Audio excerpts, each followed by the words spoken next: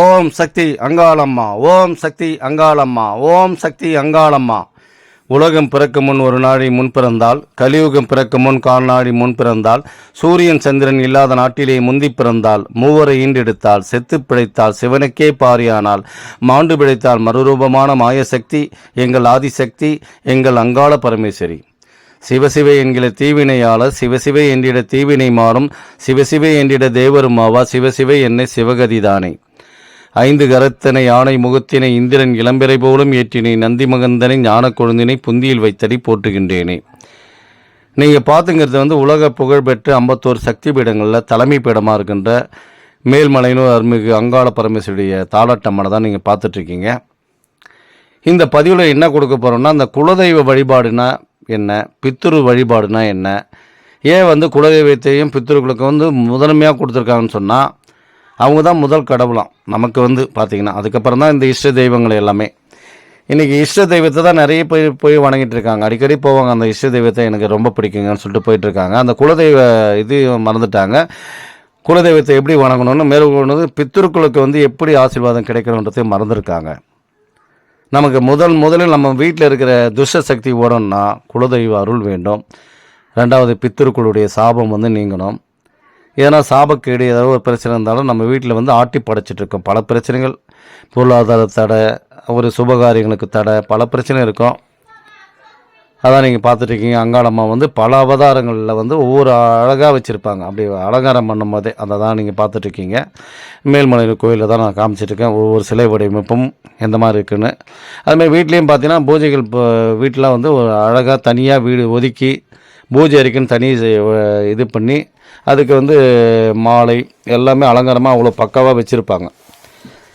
அந்த செவ்வாய்க்கிழமை வெள்ளிக்கிழமை அம்மனுக்கு உகந்த நாள் சொல்லிட்டு தனியாக ஒதுக்கிடுவாங்க. சனிக்கு பார்த்தீங்கன்னா சனிக்கிழமெல்லாம் பார்த்தீங்கன்னா பெருமாளுக்கு ஒதுக்குவாங்க, சனீஸ்வரனுக்கு ஒதுக்குவாங்க. இந்த மாதிரி தெய்வ காரியங்களை எந்தெந்த நாளில் என்னென்ன செய்யணும் அப்படின்னு சொல்லிட்டு ஒதுக்கி வச்சுருப்பாங்க. இந்த நாளில் தான் சாப்பிடணும், இந்த நாளில் தான் கவிச்சு எடுக்கணும் அப்படின்ற ஒரு வரைமுறைலாம் இருக்குது. அதனால் ஒரு சமையல் சமைக்கிறதுனா கூட எந்த நாளில் என்ன செய்யணும் அப்படின்ற ஒரு கணக்கெலாம் வச்சு பழைய காலத்தில் செஞ்சாங்க அந்த முறையாக.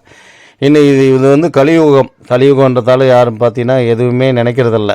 ஏன்னா இருக்கிறவங்களுக்கே இன்றைக்கி யாருமே கூப்பிட்டு வழி நடத்துறதில்ல, அவங்கள கூப்பிட்டு சாப்பாடு போடுறதில்ல, வாங்கன்னு கூப்பிட்றது கிடையாது. அந்த இதுவும் எல்லாமே பாரம்பரிய இதுவும் எல்லாமே போயிடுச்சு. இன்றைக்கி கஷ்டங்கள், பிரச்சனைகள், வேதனைகள், இயற்கை வளங்களும் அந்த மாதிரி கிடையாது. இயற்கை வளங்கள்லாம் இன்றைக்கி ஒழிச்சிட்டு இன்றைக்கி பார்த்தீங்கன்னா பார்க்கில் போய் உட்காந்துட்ருக்கோம். ஏன்னா இந்த இயற்கை பார்க்கும்போது நான் பல அற்புதங்கள் நமக்கு சொல்லிக் கொடுக்கும். இந்த மாதிரி இருக்குது இயற்கையெல்லாம் படைப்பை பார்க்கும்போது எப்படி படைத்தாங்க, எப்படி உலகத்தை இந்த மாதிரி இருக்குது. ஒரு வாழை மரத்தை பார்த்தா கூட அதே எனக்கு ஆச்சரியமாக நினைப்பேன். அந்த வாழை மரத்தில் ஒரு வாழைக்காய் கொலை தொங்குது, ஏன் இதில் ஒரு 4 கொலை தொங்கினா என்ன அப்படின்னு நினைக்கும் போது பார்த்தீங்கன்னா ஒரே ஒரு கொலை தான் தொங்கும். அது கூட தொங்க முடியாமல் ஒரு குச்சி வச்சுருப்பாங்க. அதுவே அந்த ஒரு கொலையை அதால் தாங்க முடியாது. அப்போ எந்த அளவுக்கு இறைவனுடைய படைப்பு இருக்குது. ஒரு அரச மரத்து பார்த்திங்கன்னா சின்ன ஒரு இதுதான் இருக்குது, சின்ன ஒரு கடுக்க அளவுக்கு தான் அதனுடைய விதை இருக்குது. எப்படி இந்த அளவுக்கு அசுர வளர்ச்சி அப்படின்னு சொல்லிட்டு நம்ம இயற்கை ஒவ்வொரு வளங்களும் அதை பார்த்து அது என்ன காரணம், எதனால் இந்த மாதிரி படைச்சிருக்கு, என்ன காரணங்கள் நீங்கள் அப்படியே தேடும் போது பார்த்திங்கன்னா ஒரு அற்புதமான விஷயங்கள் நடக்கும். அதுதான் பார்த்திங்கன்னா சாயந்தர டைமில் அப்படி பிறாக்கா வாக்கிங்காக அப்படி போவாங்க. கிராமத்துலாம் பார்த்திங்கன்னா அந்த மாதிரி ஒரு வாக்கிங்காக இப்போ இயற்கை வளங்கள்லாம் ஒவ்வொன்றையும் பார்த்துட்டு ரசிப்பாங்க. இன்றைக்கி இயற்கை பார்க்குறதுக்கே உண்டான சூழ்நிலை எல்லாம் சிட்டின் மையமாகி போச்சு. நகர வாழ்க்கை நரக வாழ்க்கை ஆகிப்போச்சு. எதையுமே சிந்திக்கிற ஒரு டைம் இல்லை. நம்ம வீட்டில் பார்த்திங்கனாலும் அவ்வளோ பிரச்சனைகள், கஷ்டங்கள், அந்த இது தான் நம்ம பார்த்துட்ருக்கோம். டிவி சீரியல்லையும் பார்த்து அழுகை, கண்ணீர்கள் ஒரு பக்கம் பார்த்திங்கன்னா அதில் இருக்கிற குரோத மனப்பான்மை, அதில் என்னென்ன பிரச்சனை இருக்குதோ வில்லனுடைய கேரக்டர்ஸ் எல்லாமே அப்படியே மனசில் பதியுது. அப்போ என்ன ஆகுதுன்னா நல்ல எண்ணங்கள்லாம் இன்றைக்கி குறைஞ்சி போச்சு. நாளுக்கு நாள் குறைஞ்சிக்கிட்டே நல்ல எண்ணங்கள் இல்லாமல் கேடுகட்ட புத்தி, அந்த இது எல்லாமே என்ன நம்ம எதை பார்க்குறோமோ அதை அதனுடைய வடிவமாக நம்ம மாறிடுவோம். திணிக்கு என்ன ஆகுதுன்னா நமக்குள்ளே பல பிரச்சனைகள். அதனால தான் இன்றைக்கி மாமியார் மருமகளுக்குள்ளே அவ்வளோ பிரச்சனை நடந்துட்டுருக்கு. இதெல்லாம் கொஞ்சம் அவாய்ட் பண்ணிவிட்டு அது நாடகமாக பார்த்தா கூட பரவாயில்ல. அந்த மாதிரி பார்க்கலாம். இன்றைக்கி பார்த்தீங்கன்னா அந்த நடக்கிற சீரியலில் நடக்கிற விஷயங்கள் எல்லாமே இன்றைக்கி குடும்பத்தில் கொண்டு வந்துடுறாங்க. அதனால தான் பேப்பர் படிக்கிற விஷயங்களும் பார்த்தீங்கன்னா அதில் பல விஷயங்கள் நடந்துட்டுருக்கு. விபத்து, சம்பவம், என்னென்ன இடத்துல என்னென்ன பிரச்சனை நடந்தது, ஒரு என்கரேஜ்மெண்ட்டே கிடையாது, ஒரு என்டர்டைம் கிடையாது. அந்த மாதிரி வளர்ந்துட்டுருக்கோம்.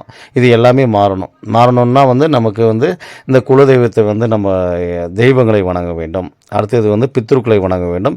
அப்புறம் இஷ்ட தெய்வ கோயிலுக்கு வந்து இந்த மாதிரி ஒரு சில கோயில்கள்லாம் இருக்குது. பிரியப்பட்ட கோயிலெலாம் பார்த்தீங்கன்னா, அந்த இடத்துக்கு போனால் எனக்கு பெரிய மாற்றத்தை ஏற்படுது, ஒரு சந்தோஷத்துக்கு கிடைக்குதுன்னு சொல்லிட்டு அந்த எனர்ஜியை நம்ம உள்வாங்கிறது தான் அந்த கோயில் வர்றதுக்கு காரணமே.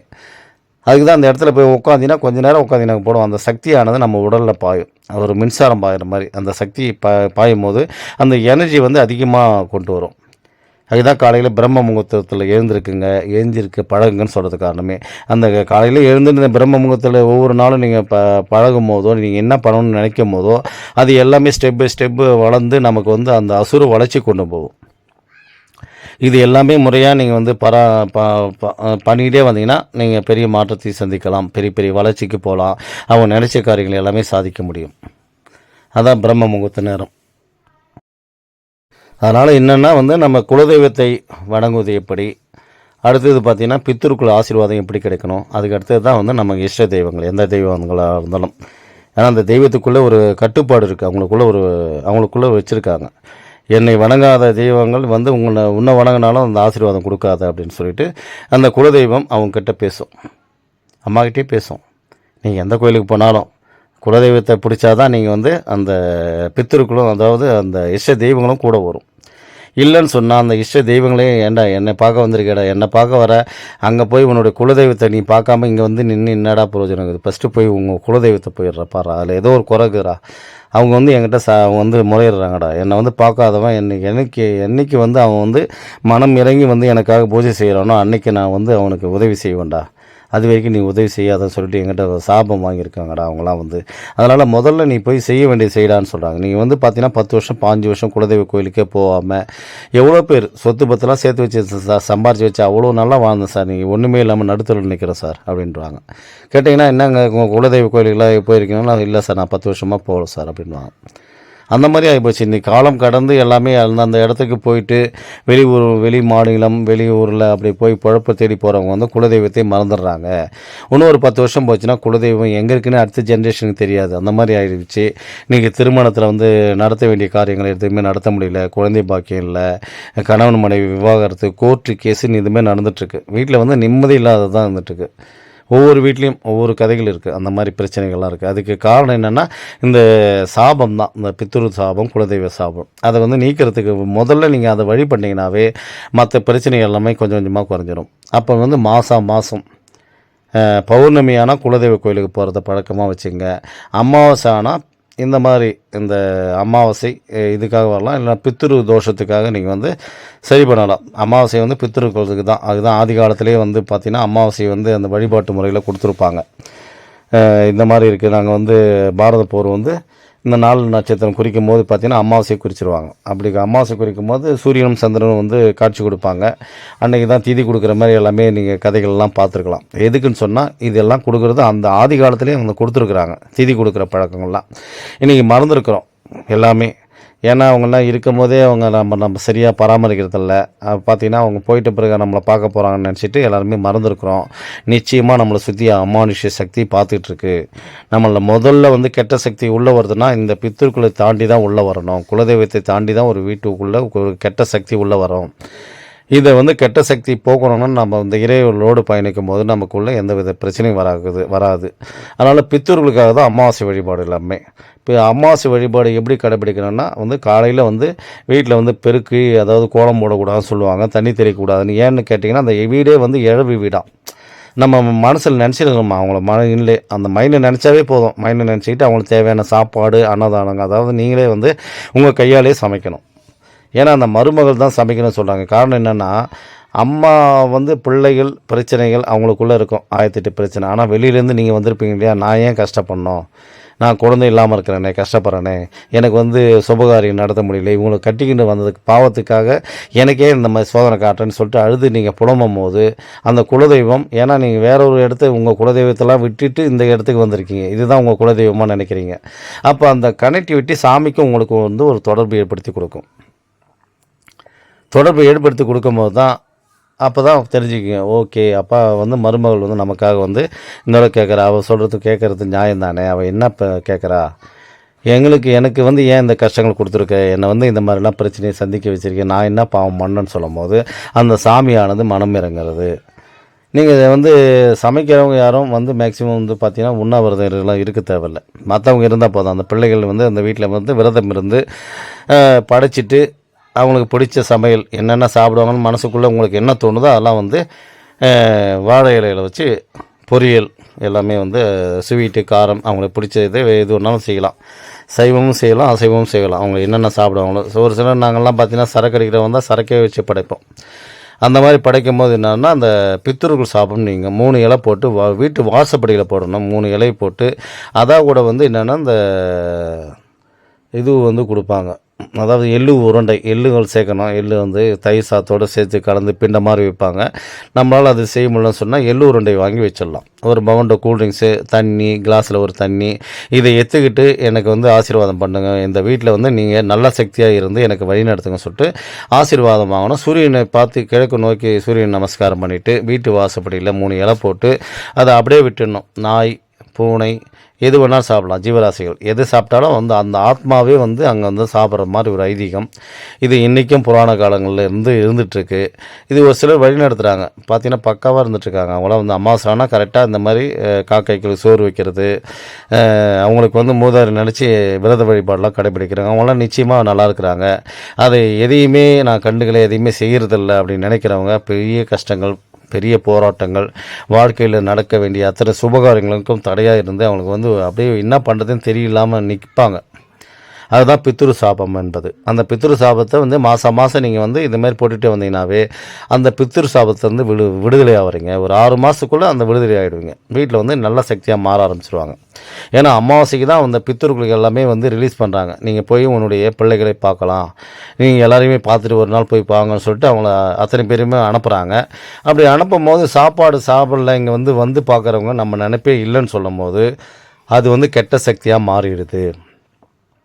நல்ல சக்தியாக வர வேண்டிய இது வந்து கெட்ட சக்தியாக மாறி நமக்கு சாபம் விட்டுட்டு போவாங்க. நம்ம பிள்ளைங்க யாருமே நம்ம நினைக்கல, மறந்துட்டாங்க, சுத்தமாக மறந்துருக்குறாங்க, நம்ம சொத்து பத்து மட்டும் வச்சுட்டு இருக்காங்கன்னு தான் இன்றைக்கி பார்த்திங்கன்னா சொத்துல தகராறு, குடும்பத்தில் பிரச்சனை, சொத்து சேராது, கோர்ட்டு கேஸுமாக நடந்துகிட்ருப்பாங்க. இவனும் அனுபவிக்க முடியாது, அவங்களும் அனுபவிக்க முடியாது, குடும்பத்தில் யாருமே அனுபவிக்கவே முடியாத அளவுக்கு இருந்துகிட்ருக்கோம். அதான் பித்ரு தோஷம்னு சொல்லலாம். இதை சரி பண்ணுங்கள், கோர்ட்டு கேஸே வந்து ஜெயிச்சிருவீங்க. அதில் வந்து பிரச்சனை பிரித்து எல்லாருமே சொத்து வந்து பங்கு பிரிச்சுன்னு போவீங்க எல்லாருமே. ஆனால் இல்லைன்னு சொன்னால் அந்த பிரச்சனையானது தொடர்ச்சியாக இருந்துகிட்டே இருக்கும். நம்ம ஏன்னா மீண்டும் தப்பு தான் செஞ்சுட்ருக்கோன்னு அர்த்தம். அப்போ மாதம் அந்தந்த வீடுகளும் பிள்ளைகள் தனித்தனியாக இருந்தால் தனித்தனியாக போடுங்க. கூட்டு குடும்பம் ஒன்றா இருந்தால் ஒரே இதுவே போடலாம். நீங்கள் ஒன்றாவே சேர்ந்து போடலாம். இல்லை அண்ணன் தம்பி தனித்தனியாக தான் இருக்கிறோன்னு சொன்னால் தனித்தனியாக உங்கள் வீட்டுக்கு வருவாங்க. பெற்றவங்க செத்தவங்க எல்லாருமே வருவாங்க. இதுமாரி நான் என்னுடைய பேர பிள்ளைகளை பார்க்குறோம், மகனை பார்க்கணுன்னு வருவாங்க. அதனால் வந்து அவங்களுக்காக நீ இந்த சமையல் அப்படிங்கிறத செஞ்சு நீங்கள் போட்டிங்கனாவே அது வந்து சந்தோஷப்பட்டு நமக்கு வந்து நல்லதாக செய்ய ஆரம்பிச்சிருவாங்க. மாற்றத்தை ஏற்படுத்தி கொடுப்பாங்க. கொஞ்சம் கொஞ்சமாக மாறுதல் ஏற்படும். நிச்சயமாக நீங்கள் பார்க்கலாம். அடுத்தது பார்த்திங்கன்னா குலதெய்வ வழிபாடு பார்த்திங்கன்னா பௌர்ணமி நீங்கள் போயிட்டு வாங்க. அப்படியே கொஞ்சம் கொஞ்சமாக குறைச்சிரும் உங்களுடைய பிரச்சனை. அடுத்த வருஷங்களில் பார்க்கணும். நம்ம வந்து இன்றைக்கே நம்ம குறைச்சிருமான்னு பார்க்காதீங்க. இந்த வருஷத்தில் இந்த பிரச்சனை சந்திக்கிறேன்னு சொன்னால் அடுத்த வருஷத்துக்குள்ளே உங்களுக்கு என்ன மாற்றங்கள் தருதுன்னு பாருங்கள். அப்போ தான் தெரியும். இன்றைக்கி பார்த்தீங்கன்னா சார் நான் போயிட்டு வந்துட்டு சார், குலதெய்வ கோயிலுக்கு போயிட்டு வந்துட்டு சார், அப்படியே உடனே கிடச்சிருங்களா? சொல்லுங்கள் பார்ப்போம். ஒரு ட்ரீட்மெண்ட் ஆஸ்பத்திரி போகிறீங்க, உடனே மருந்து மாத்திரை சாப்பிட்டா உடனே குணமாயிடுமா? அது 6 மாதம் 1 வருஷத்துக்கு எடுத்துக்கங்க. இந்தமாதிரி பிரச்சனை இருக்குது, அது சரியாக கொஞ்சம் நாள் ஆகும். இவ்வளோ நாள் நீங்கள் மருந்து எடுத்துக்கிட்டால் தான் செலவாகும். இல்லைனா முறையாக நீங்கள் ரெகுலராகவே மருந்து சாப்பிட வேண்டியிருக்குன்னு சொல்லிட்டு அனுப்புவாங்க. அந்த மாதிரி நம்ம வந்து ரெகுலராக நம்ம பயன்படுத்தும் போது தான் அது ஒரு மாற்றத்தை ஏற்படுத்தி கொடுக்குமே தவிர ஒரே நாளில் நான் போயிட்டு வந்துட்டேன் சார், எனக்கு எல்லா வேலையும் முடிஞ்சு போச்சு சார்னு உட்காந்திங்கன்னா அதில் எந்த வித மாற்றமும் ஏற்படாது. அந்த குலதெய்வத்துக்கு ரெகுலராக வந்து அதுக்கு என்னென்ன பூஜைகள் செய்யணுமோ அதை எல்லாமே நம்ம வந்து ப்ரிப்பரேஷனாக எடுத்துகிட்டு போய் செய்யணும். அது எப்படி எடுத்துகிட்டு போகணுன்னா ஆதி காலத்தில் பார்த்தீங்கன்னா அதாவது சில்வர் அண்டா இல்லை பித்தளை அண்டா மாதிரி வச்சுருப்பாங்க. அண்டாவை வச்சுக்கிட்டு அதில் வந்து தேவையானது எல்லாமே அந்த கோயிலில் என்ன தேவையோ அதை நாளே நினைப்பாங்க, திங்க் பண்ணும்போது இந்த பொருள்லாம் வாங்கி வைக்கணும்னு சொல்லிட்டு அவங்க யோசனை பண்ணி வாங்கி வச்சுருவாங்க. வச்சுட்டு மறுநாள் தான் அங்கேருந்து எடுத்துகிட்டு போவாங்க. கோயிலில் கற்பூரம், அதாவது வீட்டில் வந்து கற்பூரம் கொளுத்திட்டு அதுக்கப்புறம் தலையில் தூக்கி வச்சு எடுத்துகிட்டு போவாங்க. அவ்வளோ சந்தோஷமாக போவாங்க அந்த காலத்தில் வந்து பார்த்திங்கன்னா. இப்போ யாருமே கிடையாது, அந்த மாதிரி கிடையாது. அங்கே போயிட்டு அங்கங்கே பொருளும் வாங்கிட்டு தேடுறாங்க. அந்த கடையில் போய்ட்டு அங்கங்கே என்னென்ன பொருள் வாங்கணும்னு சொல்லிட்டு அந்த மாதிரி வாங்குறது பொழுதுபோக்காக வாங்குறது. அது இப்போ எதுக்குமே வந்து சுத்தப்படாது. நீங்கள் போகிறதும் ஒன்று போகாதும் ஒன்று. நாளே நான் குலதெய்வ கோயிலுக்கு இன்றைக்கி இந்த பௌர்ணமி நான் போகிற மாதிரி இருக்கிறேன் அப்படின்னு சொல்லிட்டு என்ன பண்ணணும், நாளே அந்த கோயிலுடைய அட்மாஸ்பியர் ஃபுல்லாகவும் உங்களுக்கு தெரியும். அது எப்படி இருக்குது, அந்த பீடம் எப்படி இருக்குது, அம்மா எப்படி இருக்கிறாங்க, அவங்களுக்கு என்ன மாதிரி பண்ண போகிறோம், அபிஷேகம் பண்ண போகிறோமா, இல்லை சேரை வாங்கி கொடுத்துலாமா, இல்லை மாலை எந்த மாதிரி மாலை போடலாம் அப்படின்னு நினைக்கும் போதே என்னென்னா அவங்க நம்ம வீட்டை தேடி வருவாங்க. நீ நினச்சிட்டாட்டினாவே அப்போ என்னென்னா வீட்டில் வாங்கி வச்சுருவாங்க. எந்த பொருளும் அங்கே போய் நீங்கள் எந்த பொருளும் வாங்கக்கூடாது. எல்லா பொருளும் வாங்கி வீட்டிலே வச்சுருந்து எடுத்துகிட்டு தான் அப்புறம் நீங்கள் போகணும். நீங்கள் எதிர்க்க போகும்போது அம்மா அந்த குலதெய்வமானது எதிர்க்க வரும். அதுதான் ஆதி காலத்தில் பயன்படுத்தினது. அதான் கூட என்னென்னா ஒரு சில முறைகள் தெரியாமல் இருக்கும். அங்கே போயிட்டு சைவ பலியாக இருந்தால் சைவ பலி கொடுக்கலாம், அசைவ பலியாக இருந்தால் அசைவ பலி கொடுக்கலாம். ஆர்ப்பாத்தமாக அந்த ஒரு நாள், அதாவது அங்கே போனீங்கன்னா ஒரு அரை நாளாவது நீங்கள் அங்கே இருக்கணும். அபிஷேகம் பண்ணணுமா அபிஷேகம் பண்ணலாம். என்ன மனசில் உங்களுக்கு நினைக்கிறீங்களோ அது எல்லாமே செய்யலாம். அந்த இடத்துல இருந்து, ஏன்னா அச்சா முடிச்சான்னு போகக்கூடாது. இன்றைக்கி போகிறாங்க உடனே முடிச்சுட்டு வெளியே வந்துடுறாங்க. ஒரு அரை மணி நேரம் கூட நிற்கிறதில்ல. அந்த குறைகள் சொல்கிறதில்ல. எதுக்காக போனீங்களோ அந்த குறைகள் சொல்லி கொஞ்சம் நேரம் அந்த இடத்துல கண்ணீர் விட்டு அழுவணும். இந்த மாதிரி இருக்குது எனக்கு பிரச்சனை, இதுக்காக தான் நான் வந்திருக்கிறேன். ஏன்னா உனக்கு முடி உடுறதுலேருந்து எல்லாமே நீ தானே என்னோடய வீட்டு தெய்வமாக இருக்கிற, உனக்கு நான் அத்தனையும் செஞ்சிட்ருக்கோம், எங்களுக்கு ஏன் இந்த பிரச்சனை கொடுக்கணும்னு சொல்லிட்டு அதுக்கு அத்தனையுமே செஞ்சுட்டு அதுக்கப்புறம் உட்காந்து அழுதுட்டு அதுக்கப்புறம் என்ன பண்ணோம், வெள்ளம் நாங்கள் இப்போ கொடுத்துட்டு இருக்கோம். எல்லா கோயிலுக்குமே நீங்கள் குலதெய்வ கோயிலுக்கு போகிறவங்க வெள்ளத்தை தானமாக கொடுங்கன்னு சொல்கிறோம். அப்படி இல்லைன்னா நீரோடை, குளம், குட்டை அந்த இடத்துல என்ன இருக்குதோ அந்த இடத்துல நீங்கள் அந்த வெள்ளத்தை போட்டிங்கன்னா அந்த வெள்ளம் கரையிற மாதிரி என்னுடைய பிரச்சனை கரையணும். இன்றைக்கி நான் வந்துக்கிறதே கஷ்டத்தோடு தான் வந்திருக்கிறேன். மறுபடியும் இந்த இடத்துல நான் வரும்போது சந்தோஷமாக வரணும். அடுத்த பௌர்ணமிக்கு நான் வரும்போது எனக்கு சந்தோஷத்தை ஏற்படுத்தி கொடு, எனக்கு பிரச்சனைலேருந்து ரிலீஃப் பண்ணணும்னு சொன்னால் நிச்சயமாக அந்த இடத்துலேருந்து பிரச்சனை ரிலீஃப் ஆகும். அதுதான் இறை அருள் பேசுவோம். சார் நான் எப்படி நடக்கணுன்னே நினைக்கிறேன் சார், உண்மையிலே நீங்கள் சொன்ன மாதிரி நான் செஞ்சேன் சார், இன்றைக்கி நிறைய மாறுதல் ஏற்பட்டுருக்கு சார், நல்லாகிறேன் சார் அப்படின்னு சொல்லிட்டு நிறைய பேர் எனக்கு ஃபோன் பண்ணி பேசுகிறாங்க. ஏன்னா அது அம்மா சொல்லக்கூடிய வார்த்தைகள் தான் நான் சொல்லிகிட்டு இருக்கேன். அம்மா என்ன சொல்லணும்னு நினைக்கிறாங்களோ அந்த விஷயங்கள் நான் சொல்கிறேன். அது அப்படியே பலன் தருது. நாங்கள் ஒரு சக்கரங்கள் கொடுத்தா கூட அது நீங்கள் கொடுக்குற சக்கரங்கள் வேலை செய்யுது சார். நாங்களும் யூடியூப் சேனலில் அது இதுன்னு பார்க்குறோம். அந்த சக்கரங்களாம் அவங்க என்னென்ன சொல்கிறாங்களோ அதை ஃபாலோ பண்ணுறோம். எதுவுமே எங்களுக்கு வேலை ஆகலை. நீங்கள் என்னென்ன சொல்கிறீங்களோ, ஏன்னா அது அந்த டைமில் அம்மா என் கூட இருந்து பேசும். இதை செய்ய சொல்லு, இதை பண்ண சொல்லு, அதை பண்ணாங்கன்னா அவங்க நிச்சயமாக அவங்க இப்போ அந்த பிரச்சனை விடுபடுவாங்கன்னு சொல்லிட்டு அம்மா என்கிட்ட பேசுவாங்க. அதுதான் அந்த ஆலோசனை தான் நம்ம சொல்கிறோம். அந்த சொல்லும் போது அவங்களுக்கு பலன் தருது. அந்த மாதிரி தான் ஏன் சொல்லணும்னு சொன்னால், நாங்கள் சொல்கிறத அப்படியே நீங்கள் என்ன பண்ணணும், அப்படியே ஃபாலோ பண்ணணும்.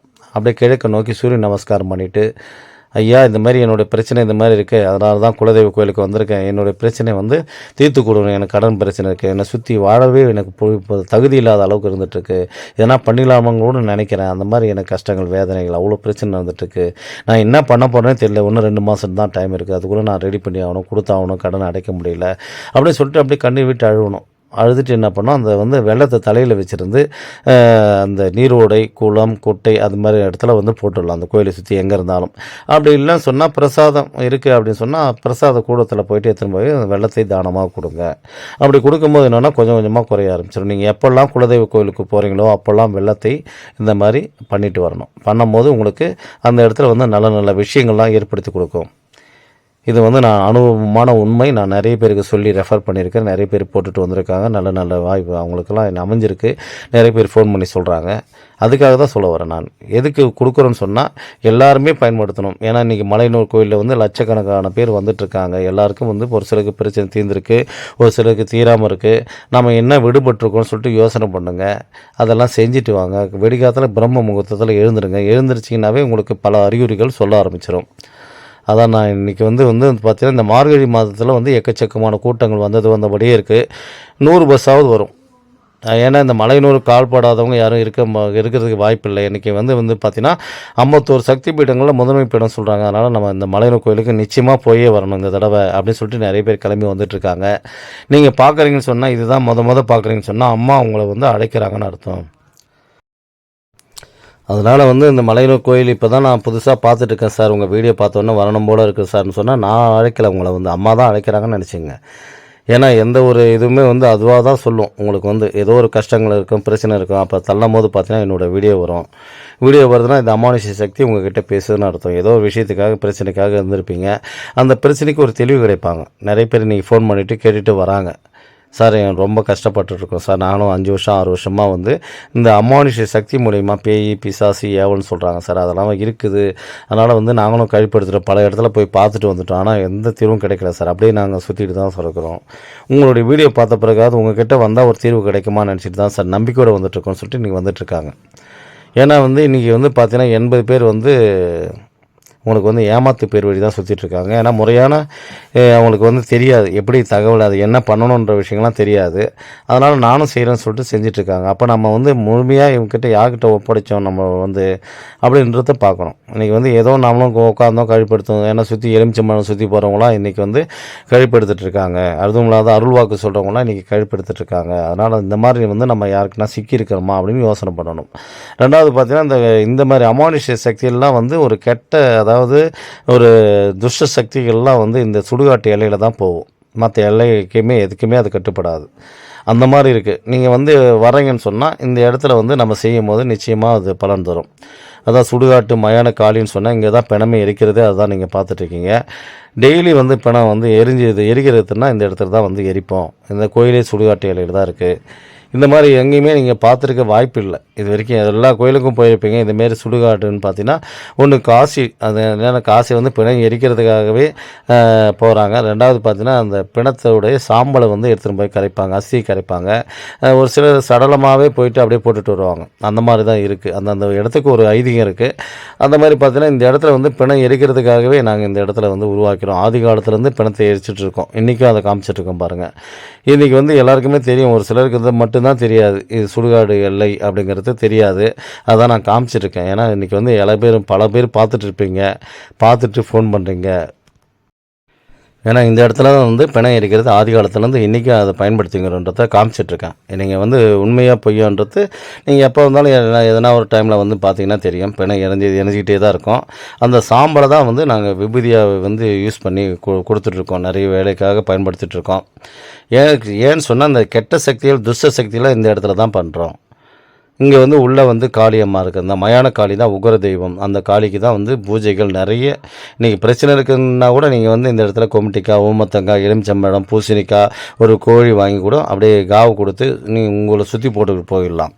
அப்படி சுற்றி போட்டுக்கினாவே ஒரு சில மாற்றங்களை ஏற்படுத்தி கொடுக்கும். ஏன்னா இது ஜிஸ்டி பரிகாரங்கள் தான். நம்மளை கண்டிஸ்டியாக இருந்தால் கண்டிஸ்டி தானாகவே சரியாக போயிடும். ஜிஸ்டி ஓம்பல் அப்படி. ஏன்னா வந்து வாரம் வீட்டில் சுற்றி போகிற பழக்கங்கள்லாம் மறந்துருக்கு. அப்போ இந்த கோயிலுக்கு வந்தாவது நீங்கள் ஜிஸ்டி பரிகாரங்களை எடுத்துக்கலாம். ஒரு 2000 கொடுத்தீங்கன்னா நாங்கள் கோழி, பூசணிக்காய், கொமிட்டிக்காய், ஊமத்தங்காய், எலுமிச்சம்பழம் எல்லாத்தையும் வச்சு உங்களை வந்து நிற்க வச்சு சுற்றி போட்டு அனுப்பிச்சி விட்ருவோம். இந்த உடம்பு ரீதியாக பிரச்சனை நிறைய பிரச்சனைகள் சந்திச்சிருப்பாங்க. ஆஸ்பத்திரி ட்ரீட்மெண்ட்மாக போயிட்டு இருப்பாங்க.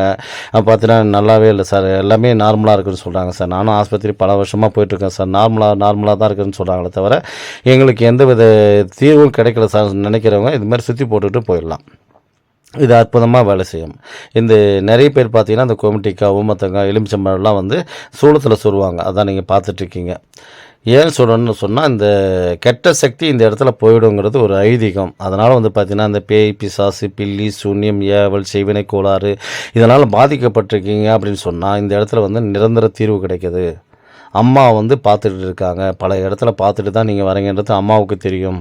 பிரச்சனைகள் நிறைய சந்திச்சுட்டு தான் இருக்கீங்க. இத்தனை வருஷமாக கஷ்டப்பட்டுட்டு இருக்கீங்க. இப்போயாவது என் எல்லைக்கு வாங்கன்னு சொல்லிட்டு தான் இந்த வீடியோ உங்களுக்கு நம்ம அனுப்பிட்டு இருக்கோம், கொடுத்துட்ருக்கோம். இதை பார்த்தாவது இதுக்கப்புறமாவது நீங்கள் வந்து மலையை நோக்கி வாங்க, உங்கள் பிரச்சனை தீர்த்துங்க. அதுக்கப்புறம் ரெகுலராக வர ஆரம்பிங்க. ஏன்னா ஒரு கெட்ட சக்தி போனதுக்கப்புறம் நல்ல சக்தியாக வரணும். அது அம்மாவே உங்கள் கூட இருந்து வழி நடத்துவாங்க.